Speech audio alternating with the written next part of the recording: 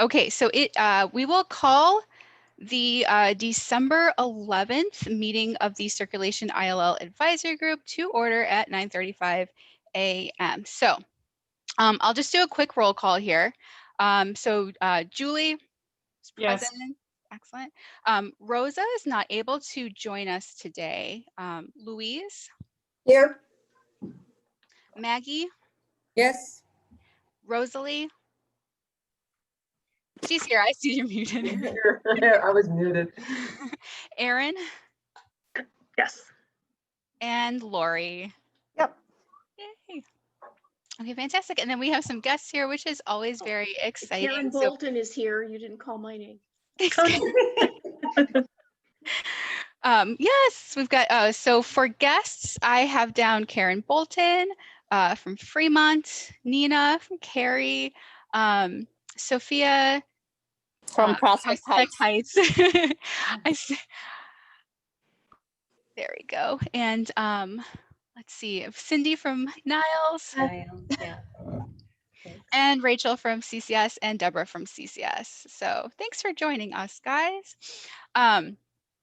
We will go ahead and jump right into things. I do have just a quick parking lot item for the end of the meeting.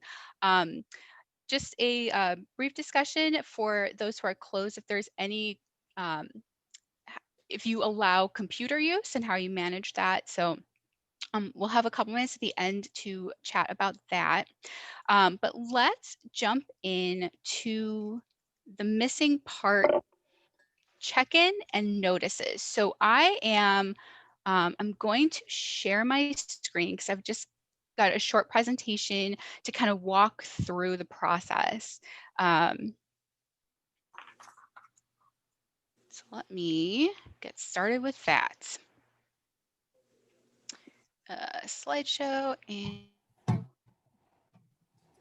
okay. So the missing part check-in.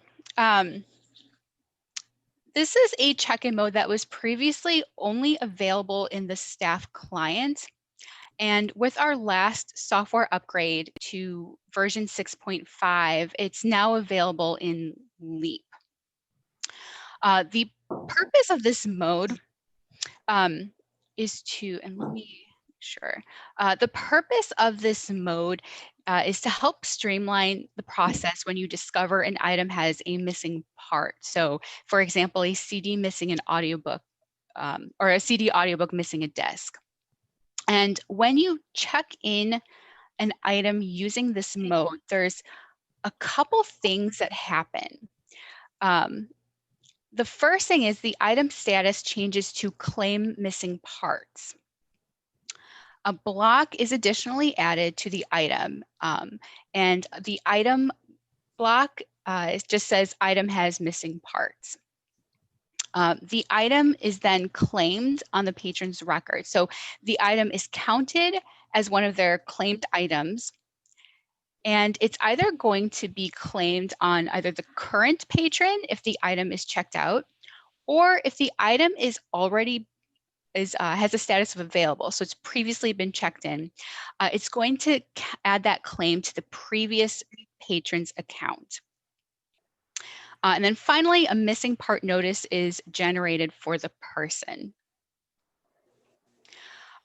So everything sounds pretty straightforward. However, there is one distinct challenge with this check-in mode, and that is related to the notice.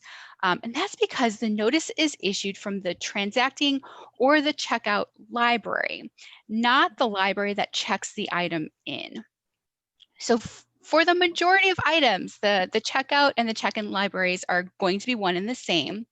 But since we're in a consortium setting and CCS has a return everywhere practice for most items, there's definitely the potential for an item to be returned to a different library than from where it was checked out. So just to kind of give you some context for how many items this is, from October 2019 to October 2020, there was an average of 2.32% of items were returned to a different library. And that value ranged from 0.3% for like more geographically isolated libraries to 6.5% for libraries who are kind of more geographically clustered. So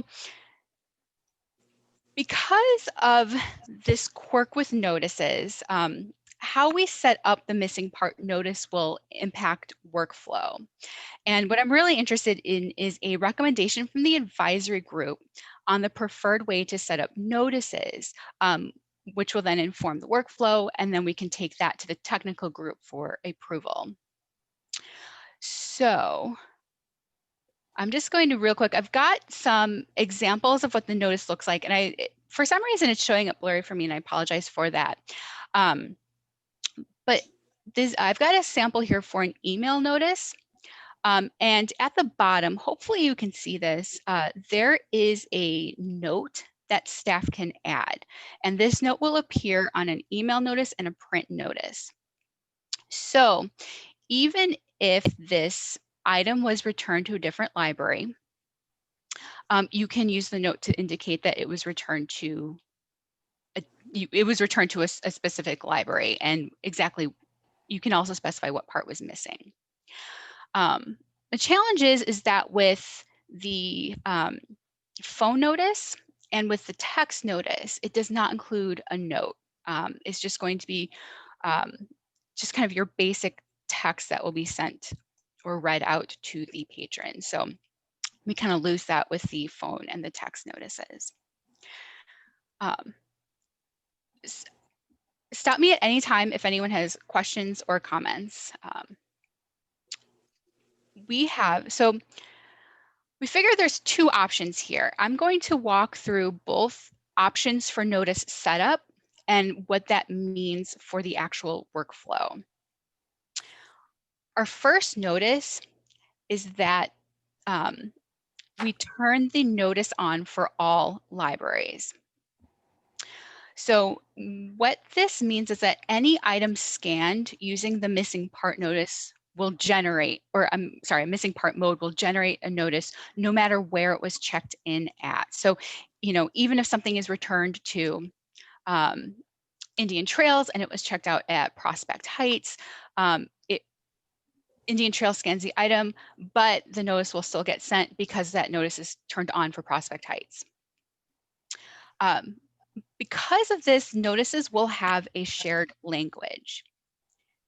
So we would not be able to include special instructions like bring to the circ desk or like missing part must be returned within 2 weeks because the notice could be issued from any library. Does someone have a question? I'm trying. Okay, thanks. If I hear background noise, I'm sorry if I get confused. So what this also means is that all libraries will need to run the missing part print notice job in addition to those overdue notice and bill notice print job. Just in case someone uses that check-in mode for an item that was checked out from your library. So we want to make sure that there's no notices like hanging out in limbo. Even because of this, even if the notice is activated for all libraries and all libraries are running that print notice job, using the missing part check-in mode would still be optional. So libraries would not be required to use it, and they could still follow current local practice for taking care of missing parts. The challenges associated with this option is that the notice may come from a different library than where the item was returned. So this could potentially cause confusion for the patron. Again, with that example, if the item is checked out at Prospect Heights, returned to Indian Trails, and Indian Trails checks it in, the patron will get the notice from Prospect Heights. So they may not see that little note in there saying like, item was returned to Indian Trails, please return to circ desk. But that is only if you actually check that item in using that missing part check-in, correct? Correct. Yes. And then again, like we said earlier, the text and phone notices don't support that staff note. So the print and email notice patrons will get that extra note the other notice types will not. The workflow with this, so because that notice is turned on for all libraries, the workflow is pretty straightforward. Basically, if your library wants to use the missing part check-in mode, you just scan that item in missing part check-in, include a note about the missing part indicating that it was returned to your location, and we're done, right? Any questions about that?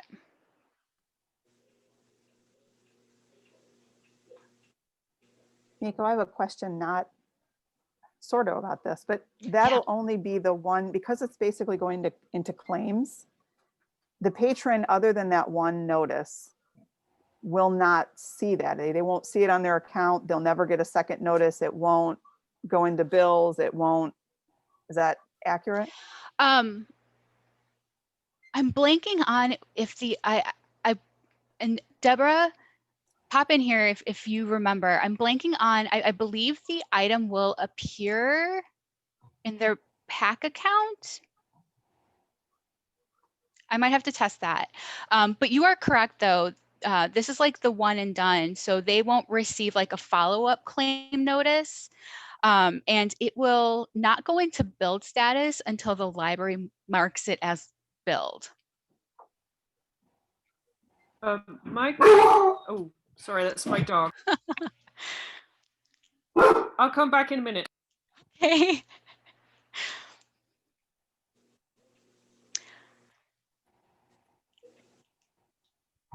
Oh, now I can't move my, there we go.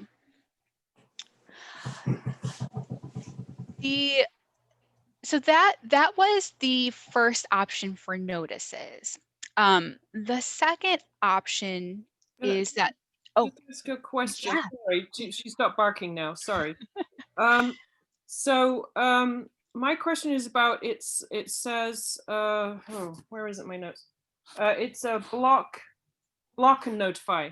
So when you run this, when you check it in the missing item, it's going to block their account, right? That is actually, the block and notify is a little misleading. Actually, what I'm going to do, let me just kind of get into a leap here.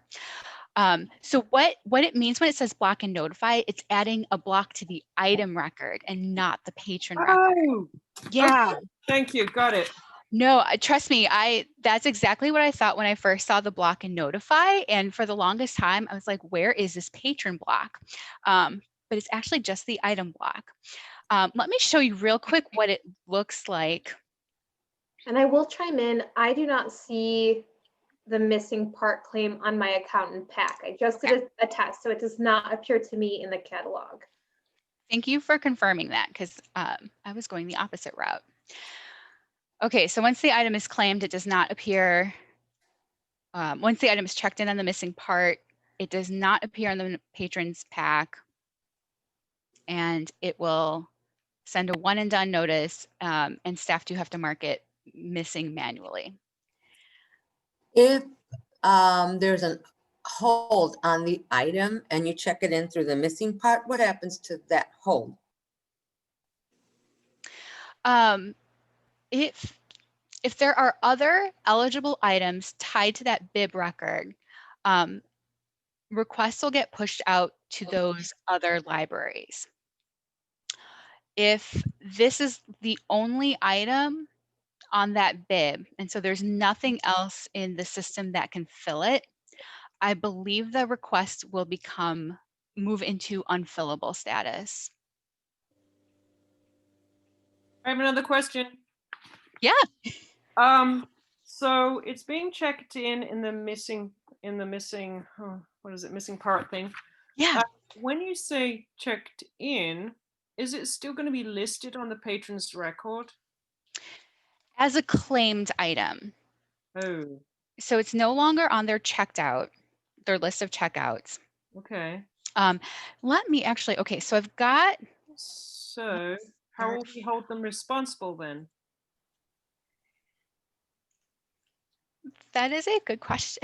I um, mean, you- I suppose you have, I suppose you do have your, I'm going to stop sharing my screen just for a second. The reports that list all of the claimed items that you can reference. I will say real quick, I 100% do not want to make this check-in mode mandatory for all libraries or all workflows. I definitely want to make sure that this is an available option for libraries, but not one that libraries should use. Because of those reasons, because you probably have local practices already. Yeah, Louise. Just a quick question. When you're checking into the missing mode, if you use it, couldn't you immediately go to the patron and put in the block notes exactly and say disc number 3 return to Wilmette is You missing? totally could. So if you put it in immediately into the patron's block notes, then you don't have to worry about if the patron calls or whatever, you don't have to refer to a report or anything like that. You've got it right there on the account. Is that Yes. correct? That is correct. That is correct. Let me show you what this looks like in Leap. So I have, I'm going to share my screen again.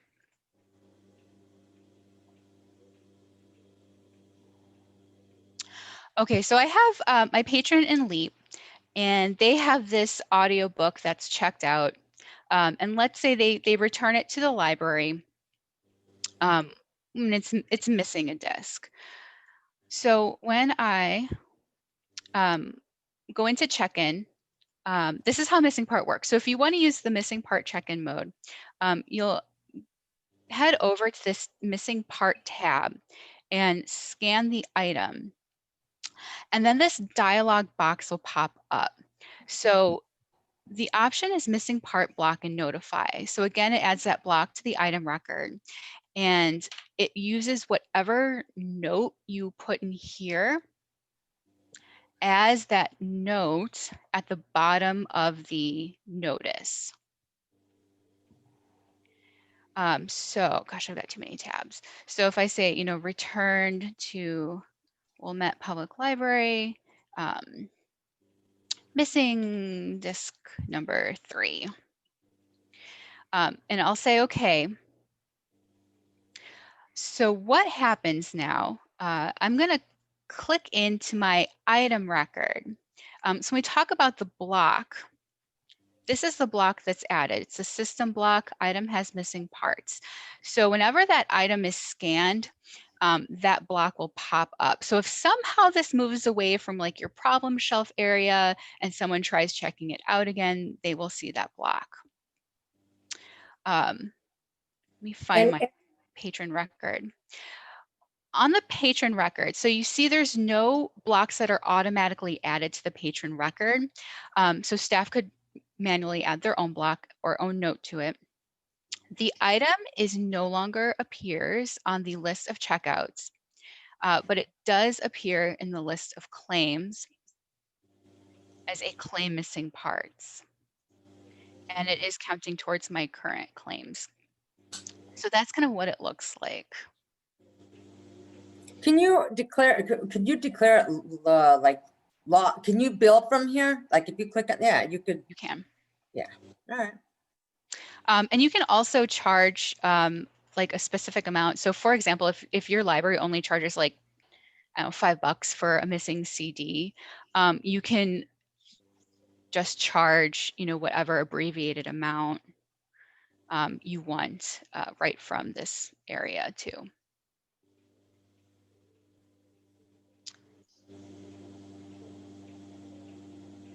Okay, so let me, okay, so we saw, so notice, or I'm sorry, option A for notices is that the notices turn on for all libraries. So no matter where the item is checked in, it's going to generate a notice. Our second option is that the notice is an opt-in notice. So this is just like those library card expiration notices or fine notices. Libraries can choose if they want to issue this type of notice or not. So it won't be automatically turned on. A library can opt into it. With this, we would then have the ability to add customize the notices. So because you'd only send out notices for items that are checked out from your library, which we'll get into in a moment, you can add in a note like, bring to circ desk, or you have 2 weeks to return the missing part, because it is always going to be sent from the library that has the item in hand. Only libraries who opt in will then run the missing part print notice. So libraries who don't opt in don't have to worry about that. Just like the last option, using this check-in mode would be optional, right? So definitely not requiring all libraries to use this mode. One of the benefits of this option is that it would avoid potential confusion between items that have different checkout and return libraries. The big challenge with this option is that it is a more involved workflow. So staff would need to check to see where the item was checked out. So instead of using, someone have a question real quick? So instead of just like going right into the check-in mode and scanning the item, what you'd want to do is open the item record. So you'd scan it using the quick search box. And you would use the circulation tab in the item record to see where the item was checked out. So if, for example, this item here, it's already been checked in. So we'd see under the last use, the loaning branch, it was checked in or checked out at Evanston Public. So we know that this item was not checked out at our location. We don't want to use missing part notice with it. So then we'll just like manually call the patron.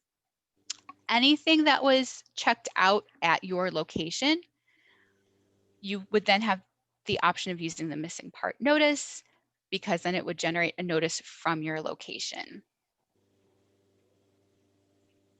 I hope that makes sense.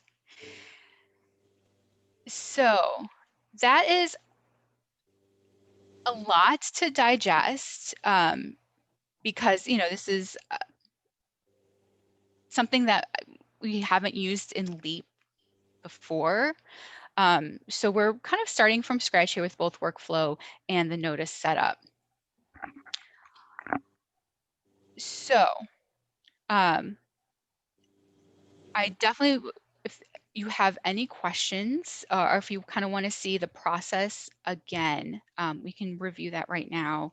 But I also kind of want to hear, like, if off the bat, if you have any preferences or any concerns. So let's discuss. Yeah, guess- will there oh, be a report on the unclaimed ones that we can look at the report every month and see, oh, it's been a month since that was claimed and nobody's, the patron hasn't responded, so maybe we go to bill it now? Yeah, I believe I am just pulling up the staff client reports, because I believe there is a staff client report that will list all of the claim missing parts items. Because they won't automatically be billed for that item if it goes beyond, they will? Right. No. I was nodding because you are correct. It will not be automatically billed. Right. Oh, and we'd have the option of maybe following up for a second time. Usually at Crystal Lake, we Oh, yeah. at the second time that we follow up, we usually block the account at that time. Okay. Yeah, for the most parts, libraries will absolutely use follow local practice for how they want to follow up with patrons, or at one point they want to bill the patrons. The effective workflow would just be like that addition of checking to see where the item was checked out at.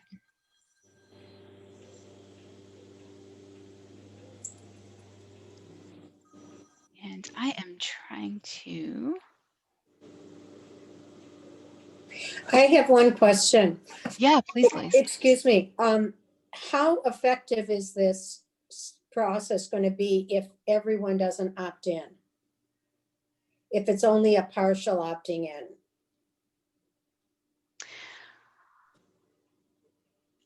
I don't know if there would be a huge discrepancy in effectiveness, Okay, because I'm just trying to wrap my mind around this, because we're, it would still be up to the library to like do the follow-up and yeah. So we would still assume that the library is like actively engaged with these items beyond the point of checking them in. but if all libraries aren't doing this, that's what I'm saying. You Oh, know, sure. I can see where the effectiveness is if you're going to participate, but I'm wondering if you've got a library that chooses not to, and there may be issue, you know. If they're not, if libraries don't use the missing part check-in, they are probably just following a local practice, like manually contacting the patron Okay, about Now, the missing item. Wouldn't the only issue be was, like you were saying, if they actually just checked it in using a missing part, but it really wasn't checked out at your library? That's Yeah, where there exactly. might be an issue or whatever. right, Exactly. Um, That's like the core concern right. around figuring the notices out. I think it looks like it could be a nice option for those who want to opt in and just kind of eliminate the need to have to contact people manually. My only concern is, I think during the pandemic, I would probably prefer to wait until after all of this because we have so many changes going on. But it does seem like it could be useful. Mm-hmm. I'm curious. Somebody returns a Evanston item to my library. My staff does a missing parts. It goes on our problem shelf, and then goes to claims returned on the patron who might Round Lake patron. They might have just checked it out at our library. Could be Grays Lake or another library. Who gets is it the only library that then has to pull out that claims out of the client, the notice?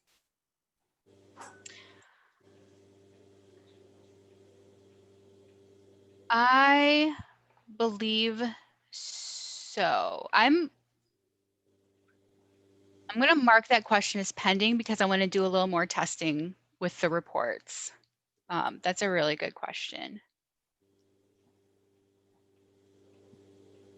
And I guess I had a similar question. If in that scenario, would Round Lake be following up with that patron, or who? I mean, obviously, if it's an Evanston item, they would probably have to follow up and bill it.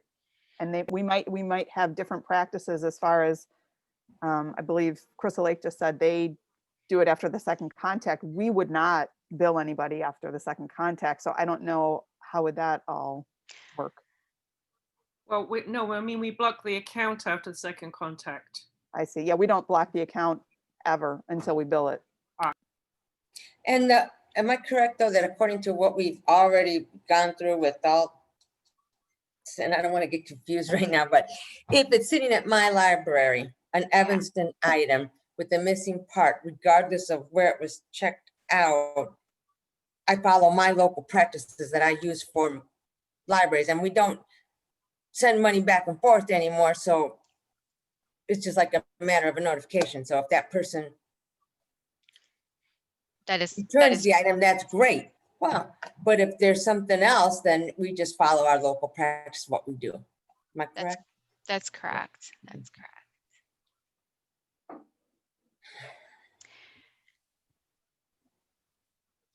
So hearing all these questions, I think it really does drive home the point that there are so many varying local practices for how to manage these missing items. What would the group think about option B So the option where the notice is an opt-in, and if your library did want to use the check-in mode, you would have that additional step of just double checking to see where the item was checked out.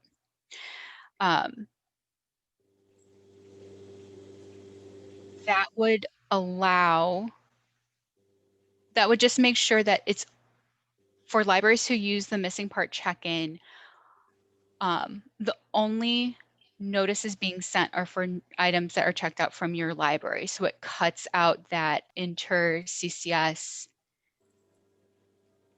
I guess, confusion or all those variables. What would the group think about at least starting with that option? Yeah, And then if, you know, if we have a lot of libraries start to opt in, then we can readdress this. with a more uniform procedure, right? Is that? Yeah. How would the group feel about that? I think it would be a good start. I gotta be honest with you, I'd like to test this out back and forth and Oh, sideways and up downs and Right. turnarounds and all that other stuff before I could even conclusively say we'd want to use it. So, absolutely. Absolutely. I think we, you know, it's only been available in Leap since what, since we upgraded to 6.5. So CCS would still like to do obviously more testing and create the documentation. And like I said, I'm sure libraries have very well established local practices. So, you know, this mode might be a little unnecessary for some of them. So it's not something we'd want to implement system wide or ask libraries like tell you you should use this. Yeah, I I like kind the of, opt-in. I like that it could be kind of like a pilot, and we can get feedback from those who do choose to opt in. It's also fairly new with LEAP.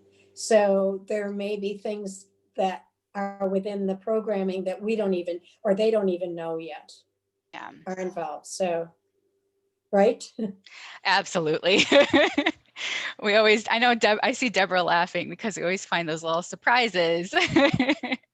CCS libraries are so good at finding things that don't work the way it's supposed to. So We usually win some kind of informal award for finding the first bug. Okay,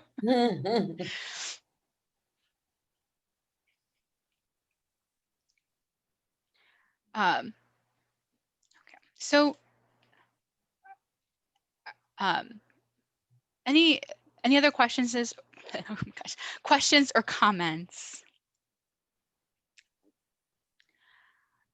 In that case, I just want to make sure the group's recommendation then would be to go with option B with the opt-in notice and accompanying workflow. Yes. Yes. Okay, great.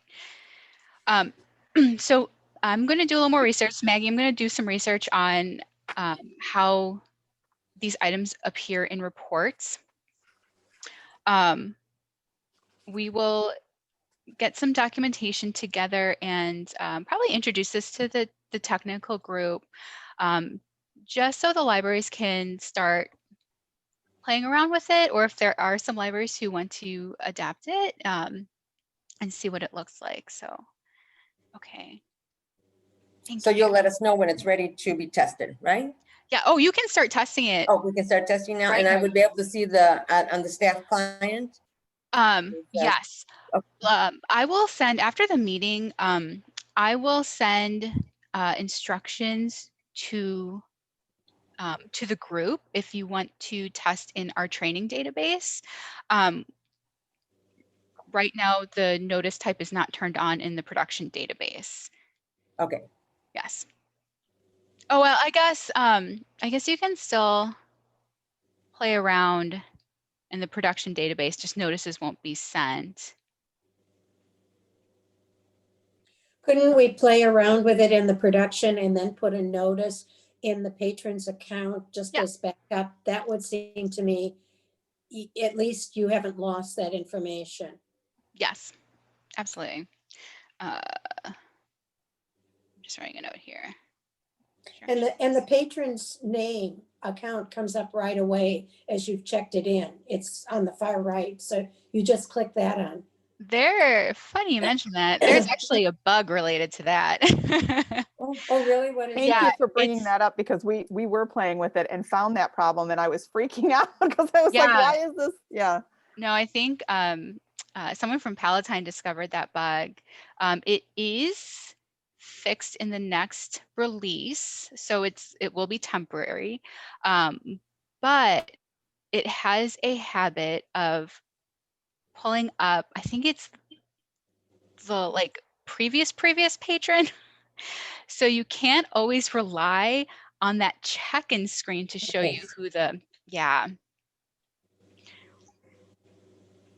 So you're gonna send the test link as well, because I'm at home and it's gonna be easier for me just to use the fake site rather Yes. than the real site, okay? Yes. Wouldn't wanna screw anybody up from home. It's more fun to use the test site because you can go rogue and do Yes, do yes, whatever you can want. find materials and things and play around. Yes, I prefer that. Yeah, I'll send that out. I'll send that out to the group. If not this afternoon, then definitely early next week. Okay. Okay, fantastic. So cool. We've got direction with that, which is wonderful. I think we are just kind of having our fingers crossed that that feature is refined a little bit. Just kind of make it better for Or we catch the bugs. yeah. Okay, let's move on then to topic number 2, which is the serials versus monographs. And again, I'm going to share my screen so we can just review what's left of the presentation.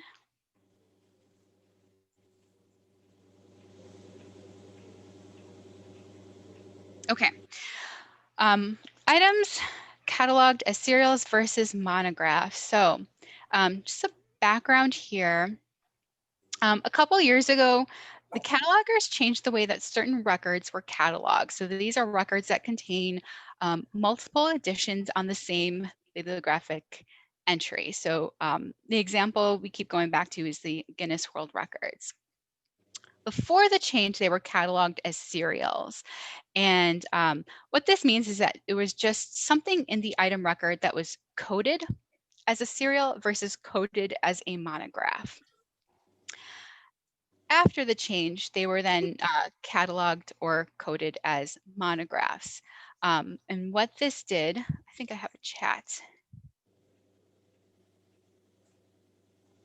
I'm not great. I am not great at Looks like Karen Oh. said thank you. She was thanks, just Karen. Have a great weekend. Bye, Karen. After the change, so these types of items were cataloged as monographs, and the big impact of this is that this allowed patrons to place volume level holds instead of item level holds on these types of titles. So the CAM group is interested in receiving feedback on this practice from public-facing staff. So they're kind of exploring the idea of adjusting this practice back to the pre-2018 standard. And the materials that would be affected include types of serials like these annual publications. So we just kind of want to get some feedback from the group if this practice is effective, and does this allow the best method for holds? So I am going to demonstrate what this looks like. So I'm going to start with monographs. So let's say I am in our pack and I am a patron.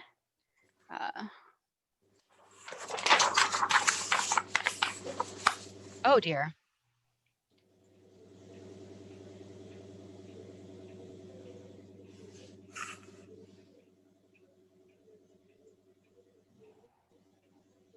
Deborah, Of course, this happens during a meeting. I'm going to stop sharing real quick. I don't know if the pack is being reloaded at this point or if it is my cookies that are getting in the way. Yeah, if you need me to share my screen, Mieko, just let me know. Don't worry. I think it was just my cookies. Because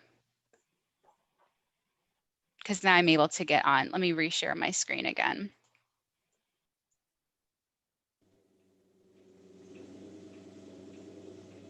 Okay, so I'm a patron and I am looking up one of these types of records.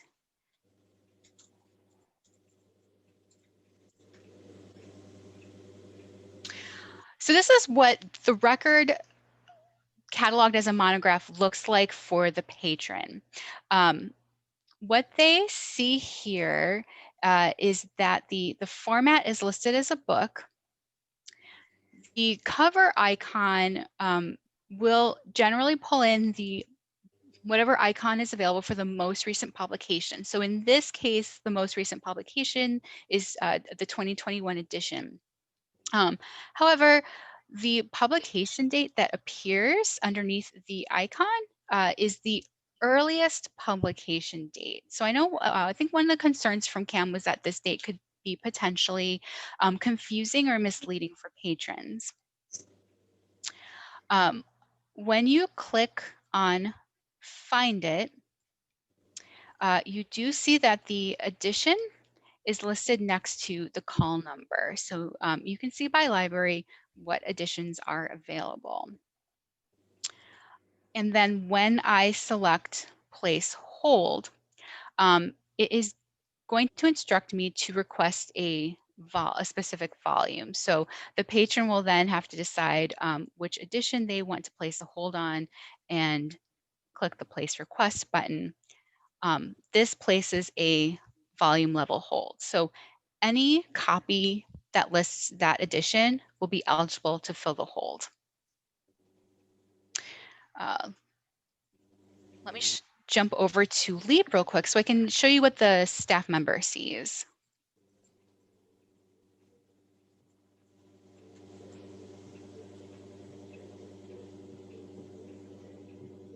And I know they spoke of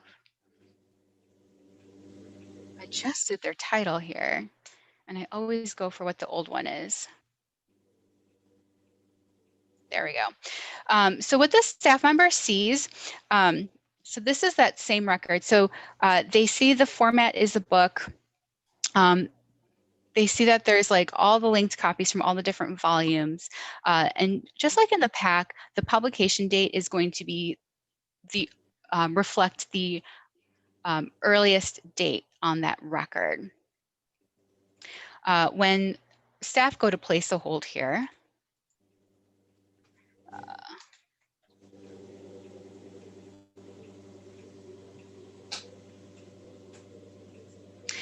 staff will be prompted if they want to place a volume level hold as well.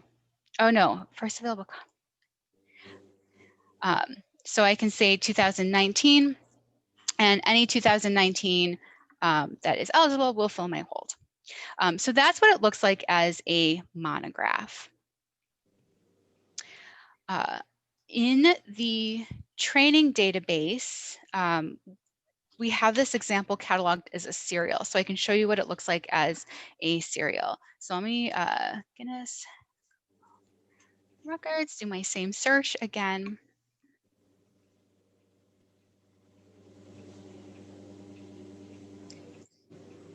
I know, thinking. I've had this tab opened for probably about 2 hours now, so it probably is not helping the speed on this thing.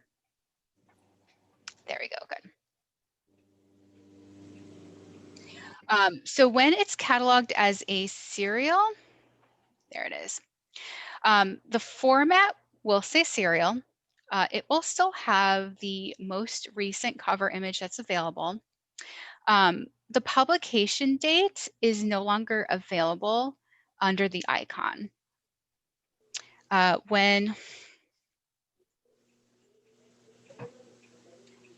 sorry, guys, I just have to switch back over to Park Ridge because holds are turned off for some branches in training. I feel like this is like Friday mornings are always very spazzy for me, so not doing well today. Okay, okay.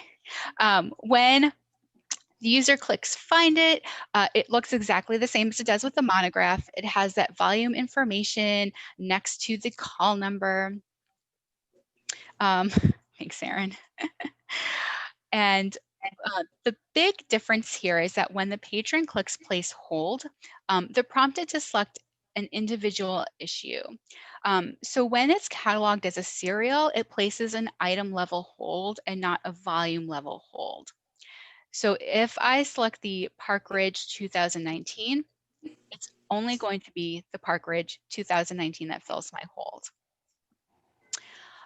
In terms of what staff see, let me repeat this process in the training leap.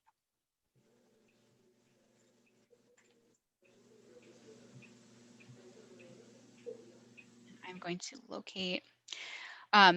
So what staff see here, under format instead of book, it's going to say serial.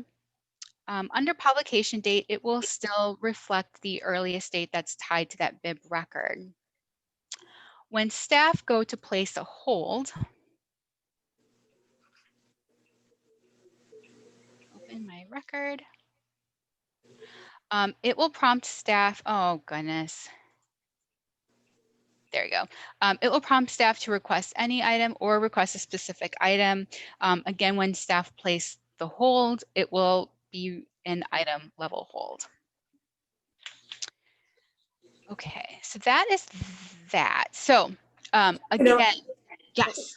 Um, if those are placed, would that's only for that item, even though Park Ridge might have multiple items?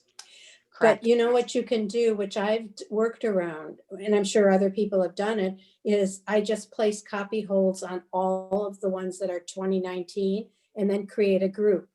So therefore, once one library picks it up, it cancels out all the others. That is a workaround. Yeah, I know. It's through the It back sounds door. like some work, but it is a workaround. Yeah. Okay, so I'm curious. Yeah. In the serial mode, there's a patron who would like good housekeeping. They don't care which library has it. So they go ahead and place the hold through the pack for good housekeeping issue December 2020. Okay, now, if it's an item level hold, that only the library where they're placing the hold at will get that request. Is that what I'm hearing or not? Yes. I'll jump in and just say that magazines are a little bit different from the records that Mieko is demoing. Most of our libraries create their magazine records through the Polaris serials module. So Okay. because those items are created through the serials module, the holds work correctly. Even though it's a If serials it's a book, let's take it the book Mhm. again, okay? So Yep, the books are only the library where the person is placing the hold, so will be able to fill that hold. Is that correct? So if it's checked out and they place a hold, what does it bounce to another library? Nope. So they have to wait, even though there's 563 issues at other libraries that they're willing to share. There's also, which I use, the CCS item holds that are placed on your material. I go through that once a week, and if there's material that's another library has placed on my item and it won't get filled for a while, I'll just notify them. So there is that CCS report that says items placed on your material, copy items placed on your material. Yes. So I think that's been helpful, huh? It seems to me, I think, that for a patron perspective, they would much prefer to get the item regardless of where it's coming from once they place that hold. And if you go to the item level hold, it's going to put some blocks in there and require some staff intervention to Yeah. get the item they want. So why is it better to go with something that's less helpful to a patron? I'm just curious. No, and this is the group wanted feedback like this. So this is exactly I think it's less helpful to a patron. Think, are they asking about because of the way it shows in the pack? Is that what they're saying? It shows slightly differently in the pack when they're placing the hold? Is that what they're asking? Because I don't see why we would want an item level hold placed ever, really. Yeah, I think from Cam, technically the way we're cataloging these now as monographs, it's incorrect from a cataloging perspective. So essentially what we're doing is creating a workaround to make Polaris do what we want with holds. So their question is, should we go back to cataloging these the right way, or should we keep doing this workaround to make the holds work correctly for patrons? So I think that's sort of the perspective from the catalogers. It's like, we're doing this thing that's a workaround. Should we keep doing it? Is it helpful? Or should we just go back to, how technically the correct way to catalog these would be? Well, technically is great for the technical person who sit there in front of a technical screen all the time. But for the person who is not there, I think the workaround is what's best. And I don't think that 2000 under the publication is really going to deter them to say, well, no, I don't want the 2000 issue. Why are they showing the 21 issue? Well, let me just get in there and click. I think as a patron, that's where their mind would be going. They wouldn't be looking so much at saying, I mean, yes, you have some patrons that are looking for a specific publication from a specific composer from a specific, they're the ones that contact the reference desk. So your average user is probably just going to go to the pack. I'm looking for the Guinness, but I want the 17 copy because my kid wants to know whatever. And I just think that it's best the way it is, no item level craziness. Yeah, and I think we brought this to pass yesterday too, and that was sort of the same sentiment they expressed, is that this is working for patrons and that it's worth, again, this workaround's working, so we want to keep doing this to avoid these item level holds that require a kind of convoluted workaround, like Louise explained for us, to create multiple copy level holds, group them together. That's a lot of work for CERC staff. So the general feeling I'm getting from this group is that this is working for patrons, and that to go back would cause more work for CERC ILL staff and wouldn't be great for the patrons either. Right, I agree. I think maybe we have what we need then for scrapping Cam. Perfect.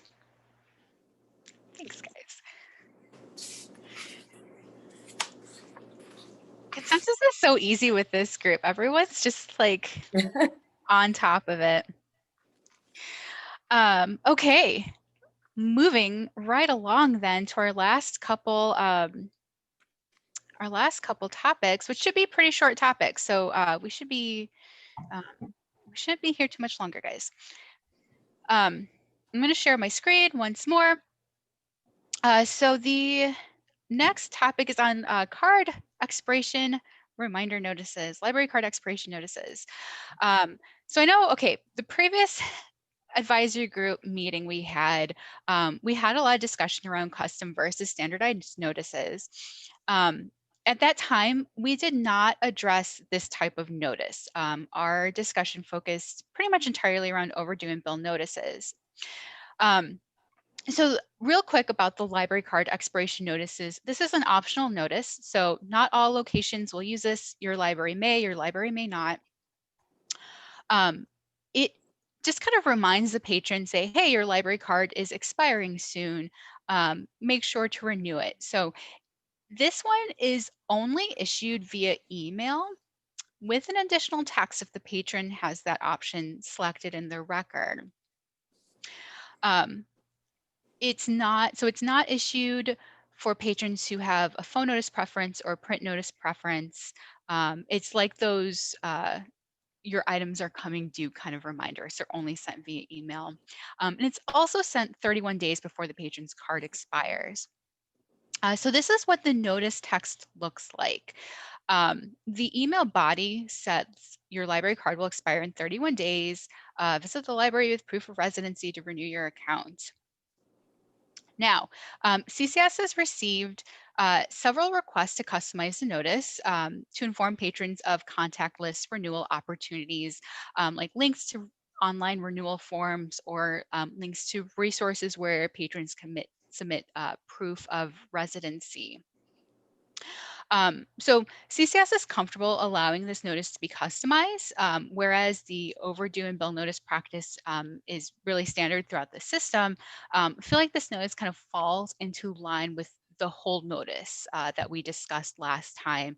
So just like each library may have their own practice for holds pickup at this time, they may also have their own practice for library card renewals.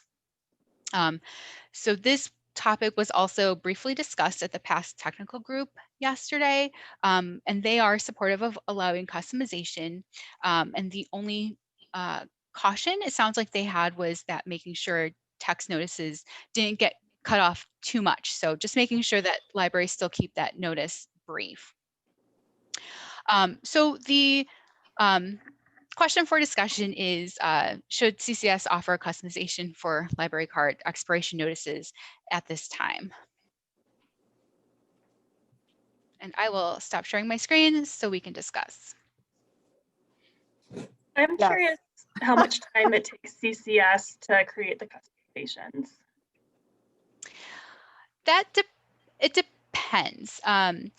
If this is like the first time we're customizing notices for a library, so like that first round, when we started introducing customized hold notices, that was a little more time intensive because we needed to test each version to make sure that the links were active, that messages weren't cut off, or there was nothing with like the formatting that was preventing the notice from like being accepted.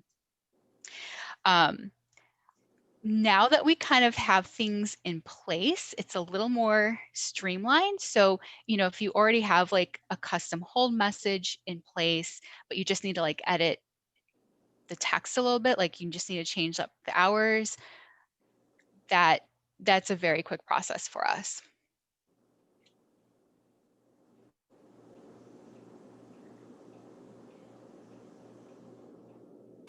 I really don't use that. We don't opt into that. I'm like, I'm stuck on that. A lot of the information of like, to get your library card, because we're curbsiding right now, and whatever is all on our site.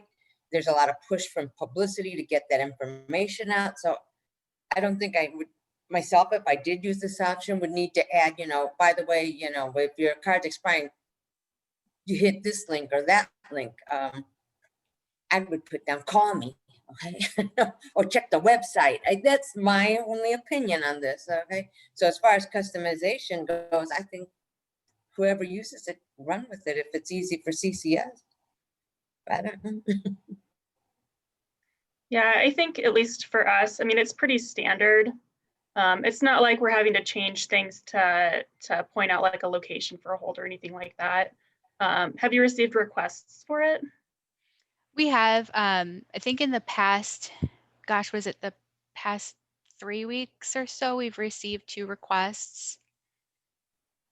Both situations were requests, because they're not doing like in-person services, requests to add in a link for kind of a virtual renewal.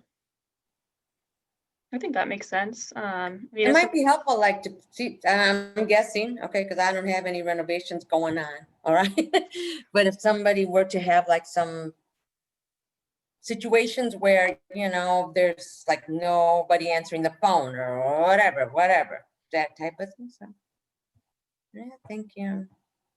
The other time we were getting requests, well, starting last March, to renew cards, and we were doing courtesy 90 days. And then we found out that, well, that 90 days kept, expiring.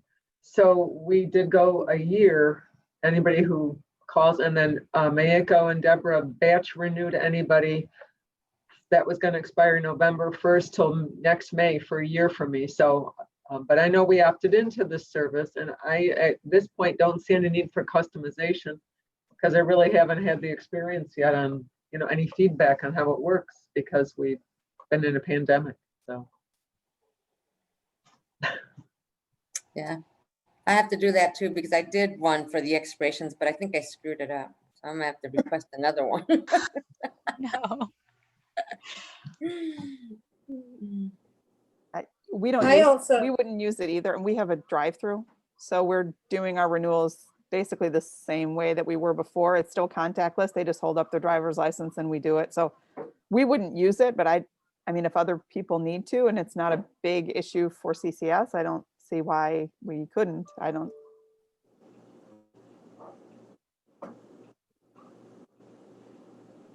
I could also see where possibly patrons are inundated with emails that some of them aren't even looking at them, especially now at this time where everything seems to be sending out emails, that maybe this would be better revisited at a time where, I don't know, it just seems that email amounts are just growing exponentially, that we're finding people aren't even looking at them. Oh, I got that. I didn't even look at it, I don't know. Is anyone else getting that reaction?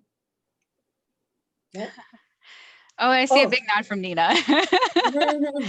We got that reaction pre-pandemic and post-pandemic. So it doesn't make any difference. Everybody gets a lot of email. But I think maybe the point is that right now, because everybody's having these different things, I think that's why they would want to do customization now rather than wait. I mean, I guess we wouldn't need it, but I can see why other people may. Yeah, I would feel there would be more need for customization now than later. We just turned ours off. So, but I can see if we were going to send them out, we might want to include a link or some other instruction, because we're not in normal times. So I think the question is just, should we be able to customize them or not? Yes. If most people are not really, don't mind either way, it's not going to really change very much, except that those two libraries that really want to right now. Right. Yeah, this notice will still remain completely optional. So your library doesn't have to use it. Your library doesn't have to customize it if you don't want to. We just want, I guess, permission from the group to be able to lump this in with the customizable notices. Yes, Okay. why wouldn't we? Yeah. we Love it. we customize our home notices to tell the folks about curbside appointments, but they don't read it. They show up anyway and say, but I got my notice that it's ready. And then, so it's all you know how it is. They read as far as they read, and that's it. True. So true. So all in favor of allowing the card expiration notice to be customized? Go ahead. Yes. Give a nod. Yes. Okay. Yeah. Fantastic. Okay, great. So I think next week's CCS e-news, we can put out a little blurb just kind of saying, if you want to customize, please customize. We'll reach out to the libraries who've already talked to us and get their notices all set. Otherwise, if you don't customize, it just stays the standard same, right? Exactly. All right. Exactly. Okay, and the very last thing I had on the agenda was just on our training website. So this is, I'm going to share my screen yet again. On training.ccslib.org. So this is the training website that we built for the most recent migration with Palatine and Grace Lake. It offers structured training courses for both public services staff and technical services staff. We intend to keep this resource going indefinitely. So it was built for a migration, but it's going to live for staff training for forever. And so we're really wanting to build up the site and like improving the site so that it is most effective for staff training needs.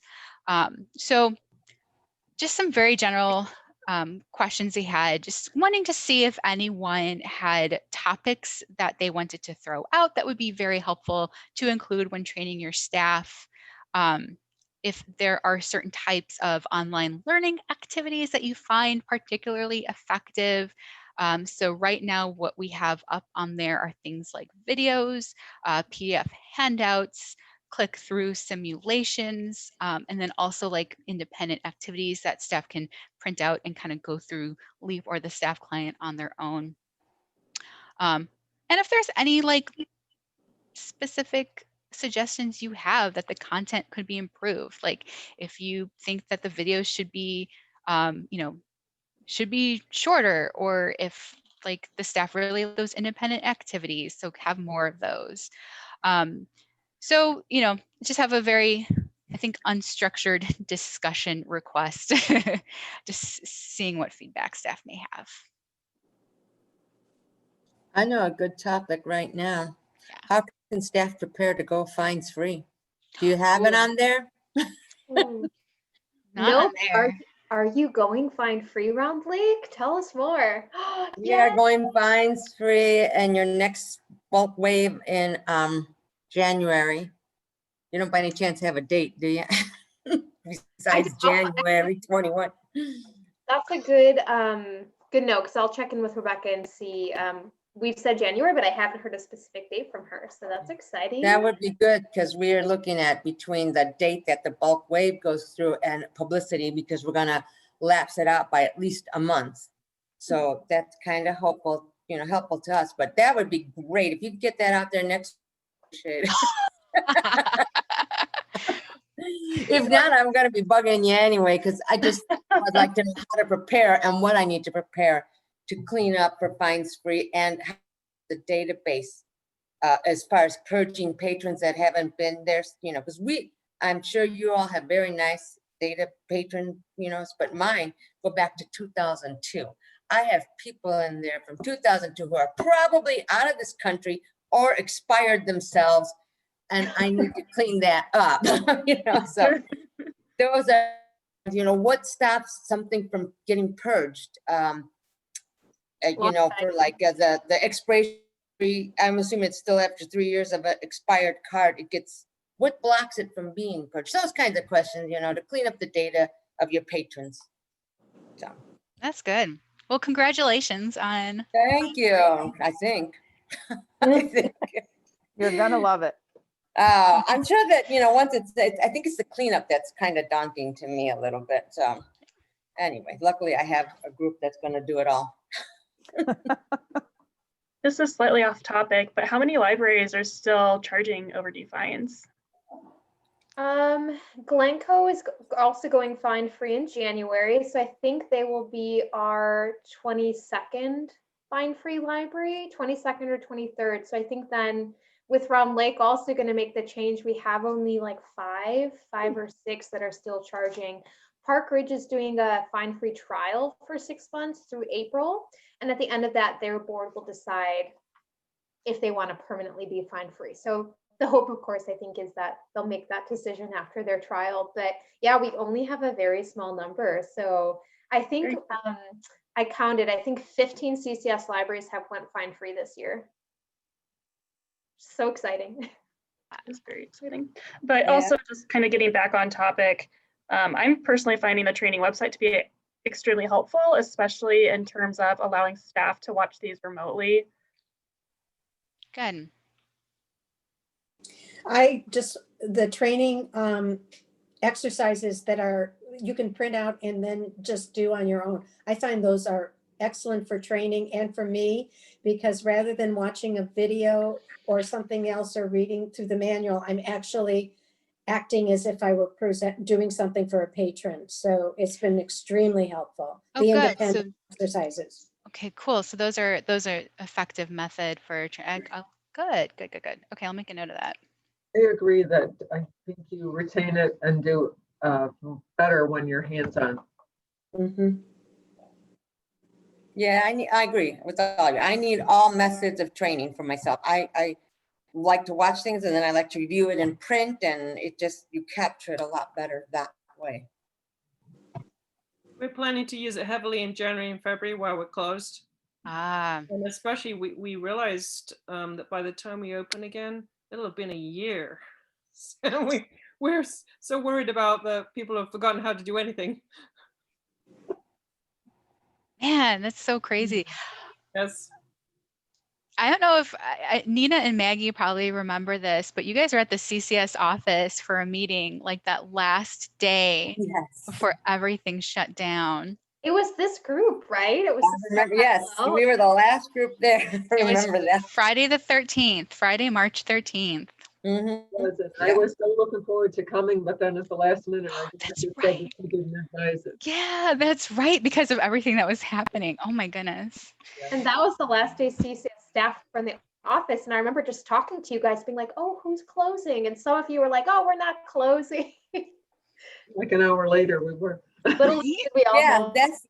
we weren't, we were closing, but had to go in. So I showed up on Monday, but then they sent us all home and then they just closed it all down. So I don't know. Man. I think for my team, they've been pretty active with everything anyway. We're getting those calls, they're doing library cards, we're doing, so the search staff is pretty much staying on track with everything that they're supposed to be doing. But when you send out that email with the training on the other stuff for the other topics we talked about, would you please include link for me? I'd like to have everybody look at that. So I'm not sure on my team. Yeah, and then you'll add the fines free in there before January. Not getting Do you notice how I'm not making any promises? But I will be picking your brains, okay? I will be Oh, sending yeah. in those help desk tickets, so don't worry about it. Absolutely. Just want to also say that your training modules and the handouts have helped us. We do have new staff, and so that's the first thing we set them down with. And we couldn't live without it, so we appreciate it. I figured, Rosalie, you guys are tired of that training website because you spent all of July and August in it as you got ready to migrate. Does anyone feel like besides Find Free, there's any topics that are missing for CERC? I think so. I have a question about a report that I was doing. I found there was a discrepancy, and this is not on the training manual. I found there was a discrepancy on the Bob's CCS missing in transit report and the request manager report. There was an item for a patron on the request manager that it had been shipped more than 2 weeks ago, and it was not on the missing in transit. I just was curious as to, has anyone else run into that? No? Okay. Send in, if you want, send in the item barcode to the help. Actually, I took care of it and Oh, you did? replaced the Okay. hold for the patron and ended up doing a group hold, and so that the old one that said it in transit for over 2 weeks just went off. So I'm sorry. I No, just don't be sorry. Yeah. If you find another one like that, send in a help ticket and we'll take a look Okay. at the item and see what's going on. Okay, thank you.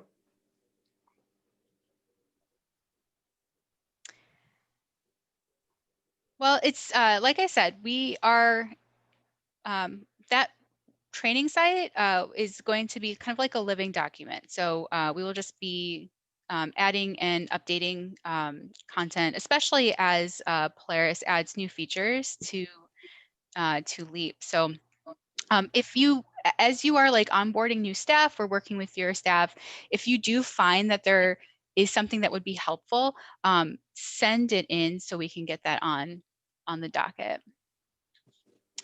Okay, and then I think just the last question was about just getting some input for libraries. If any libraries here who are close to the public, if you're still allowing computer use, and if so, how do you manage that? Oh, I see a no. I see a couple no's. They are lending out the Chromebooks. and hotspots. Mhm. So that's how they're managing. Get out of here. Put yourself. But right now we don't have anybody Wi-Fi, coming into the library. Wi-Fi in the parking lot. We have that. Oh, yes. I'm just Yeah. worried there are some underprivileged, they don't have any access. We were their only access. I don't feel bad about the copies or whatever, they can go to Office Max, but I know there are those few that didn't have a computer whatsoever. That can't, but it doesn't sound like people are doing that, so. Okay. No, we haven't let public in since October. Well, I think it was the 17th. your idea of the Chromebook, I'm just wondering if there's other areas besides our parking lot they could use it, but still that's an option that I could bring up that maybe we could do. That's, Yeah, they started circulating those, and they got a whole bunch of those hotspots from TechSoup. So that's what they've been circulating. And our Wi-Fi does reach out through the whole parking lot as well. And we have seen people sitting in the parking lot using the services. So okay, all right. we're Well, kind of lucky in our area because most of the kids get the equipment from the schools. And then Comcast has an offer to provide internet service for $10 to children's homes. So in that regard, we're a little bit lucky that, you know, the people can get those services. yeah, this is children, so. mostly older patrons that, yeah. Mhm. Nina, I don't know if it might be worth posing this question on the Rails Circ listserv, because I feel like I have heard of libraries around me in DuPage County that are offering like some kind of computer appointments, and I don't remember which ones they are though. Okay, all right. I want to say that maybe not in this group, but I do want to say that I made some phone calls yesterday regarding RBP patrons and how, are people still registering them or not, because we're having a little bit of difficulty with it. And I don't know whether people's phone, if they haven't updated their phone messages, but it did say, if you want to make an appointment for a 1 hour computer use, you know, Okay. maybe they were doing that. CS libraries had that on there. Lori, I'm afraid to tell you you are cutting off. Sorry, I've been in and out trying to listen to you guys as well. Sorry. No. Nina, are there patrons coming into the library right now? No, no. It's tough. I just don't know how long this is gonna go. At first I thought, well, it would just be maybe, a month, I don't know. Yeah, we started in September before they closed in October with appointments for the computer. And again, that app was set up so that they could schedule a library visit just to browse, a computer visit. But it was very clear that there would be no one-to-one help for any computer usage questions, Right, things like yeah. that. But like I said, once we closed it all down, there's just doing the Chromebooks. So. Okay, yeah. Nina, I believe Evanston's buildings are still open to the public, Main and Robert Crown. I don't quite know if they're the only CCS library that does have their buildings open, but I do know I just spoke to their Closed now? I thought Huntley was closed, open. Is Huntley? I don't know about Huntley. I'll have to check on them or see if they've got an update on their website. But I did just speak to the Evanston head of tech services, Tim Longo, on Friday, and he did say their buildings are open. So unless that's changed since last week, I think they are still doing computer appointments. I know that they were reserving some hours for high-risk patrons, he had mentioned, but I don't quite know what they look like. So if you guys are interested in talking to another library, they might be a good one to reach out to. All right, well, thank you for letting me join. I appreciate it. Thanks. It's always good seeing you. Well, is there anything else for the group? No, but thank you so much to everyone's comments. It's really helpful.